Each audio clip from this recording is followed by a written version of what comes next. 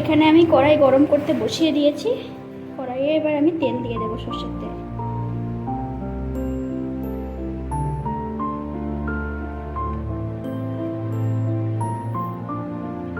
তেলটা গরম হওয়ার পর্যন্ত আমরা অপেক্ষা করব। তেলটা গরম হয়ে গেছে। এই গরম তেলের মধ্যে আগে থেকে নুন হলুদ মাখানো কাঁকড়াটাকে দিয়ে দেবো।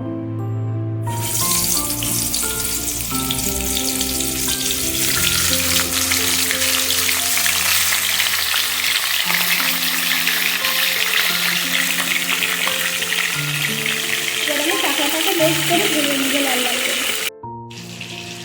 কাঁকড়াগুলোকে আমি ভেজে তুলে নিয়েছি। কাঁকড়া ভাজার এই তেলের মধ্যেই আমি দিয়ে দেব গোটা জিরে, একটা তেজপাতা আর একটা শুকনো লঙ্কা। এবার আমি এটাকে একটু ভাজা ভাজা করে নেব। ফোড়নটা আমার ভাজা হয়ে গেছে। এবার আমি এর মধ্যে কাঁচা পেঁয়াজ কুচি দিয়ে দেবো। পেঁয়াজটাকে অল্প নুন দিয়ে আমি ভালো করে ভেজে নেব।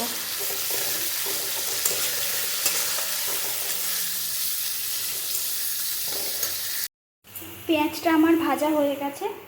এবার আমি এর মধ্যে এই পেস্টটা দিয়ে দেব। এটার মধ্যে রসুন, আদা, টমেটো আর কাঁচা লঙ্কা আছে। এটা এবার আমি দিয়ে বেশ করে ভাজা ভাজা করে নেব।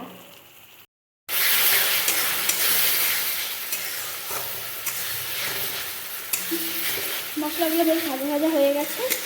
এবার আমি এর মধ্যে দিয়ে দেবো কিছু গুঁড়ো মশলা। প্রথমে দেব জিরে গুঁড়ো, তারপর দেব ধনে গুঁড়ো, দেব হলুদ, দেব নুন আর দেব কাশ্মীরি লঙ্কার গুঁড়ো।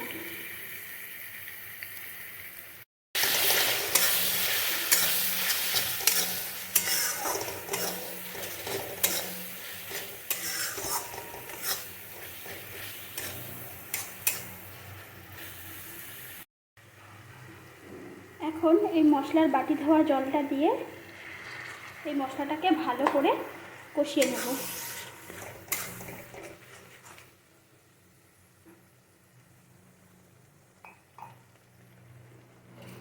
মশলাটাকে আমি ঢাকা দিয়ে ভালো করে কষিয়ে নেব।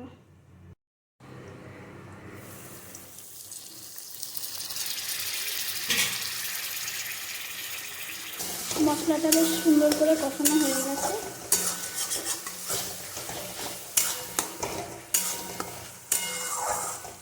এখন আমি আঁচটা বাড়িয়ে দিয়ে আরও সুন্দর করে কষিয়ে নেব।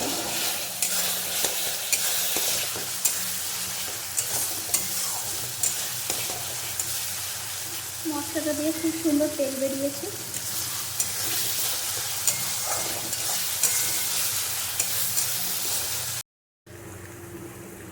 এখন আমি মশলাটার মধ্যে আগে থেকে ভেজে রাখা কাঁকড়াগুলোকে দিয়ে আবার কিছুক্ষণ সময় ধরে কষিয়ে দেব।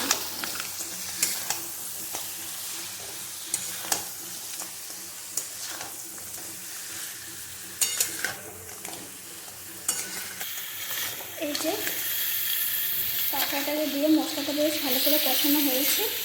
এবার আমি এর মধ্যে একটু জল দিয়ে দেবো।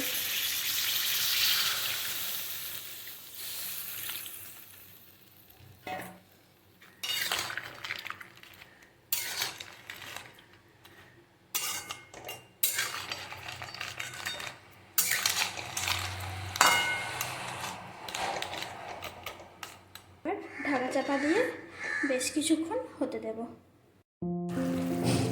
জলটা অনেকটা শুকিয়ে গেছে। এবার আমি এর মধ্যে দিয়ে দেব গরম মশলা।